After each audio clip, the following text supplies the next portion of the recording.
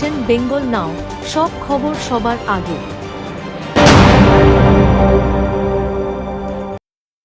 বারুইপুরে চুরি করতে এসে বৃদ্ধাকে ধর্ষণের অভিযোগে গ্রেপ্তার ধর্ষক চোর রোহাব শেখ। তাকে গ্রেপ্তার করে বারুইপুর থানার পুলিশ পিয়ালি এলাকা থেকে। জিতের বিরুদ্ধে একাধিক চুরির অভিযোগ রয়েছে জেলা ছাড়াও বাইরের জেলাতে। সিসি ক্যামেরার ফুটেজ সংগ্রহ করে ধৃতকে খোঁজ শুরু করে বারুইপুর থানার স্পেশাল অপারেশন টিমের সদস্যরা। হাতের বালা দেখে চিহ্নিত হন ধর্ষক চোর। ধৃতকে আজ বারুইপুর মহকুমা আদালতে পেশ করা হয়। শুধু বারুইপুর থানার একাধিক চুরির ঘটনার সঙ্গে তার যোগ রয়েছে বলে পুলিশের কাছে স্বীকারোক্তি দিয়েছে ধর্ষক চোর।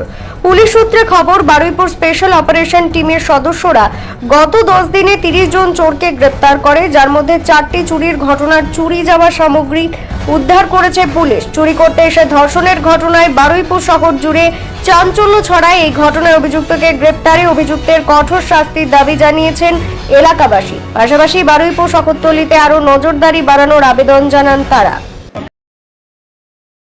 আমি 14 নম্বর ওয়ার্ডে থাকি। বারুইপুর ভাইবে সহ ক্লাবের 3 ও 14 নম্বর ওয়ার্ডের মধ্যে ক্লাবটা আছে। আমার ক্লাবেই এবছরে 3 বারই চুরি হয়েছে। ক্লাবের আশপাশে বিভিন্ন বাড়িতে রাত্রে চোর আসে ঠিক 2টো থেকে 3:30-র মধ্যে। এবং কিছুদিন আগের ঘটনা বলতে দুটি বৃদ্ধা মানুষ থাকতেন, তাদের ঘরে ঢুকে তাকে চুরি করে সর্বস্ব লুট করে ইভিন তাকে রেপও করেছে। এ ধরনের ঘটনা আমরা তীব্র প্রতিবাদ করেছিলাম, বড়বাবুকেও জানিয়েছিলাম। এলাকার কাউন্সিলর থেকে সবাই জানে, ফেসবুকে বহু মানুষ প্রতিবাদ করেছে এটা। তার ফলস্বরূপ আজকে একটি চোর ধরা পড়েছে। এখন থানাকে বলবো আরও এই বিষয়ে আরও সচেতন হওয়া উচিত।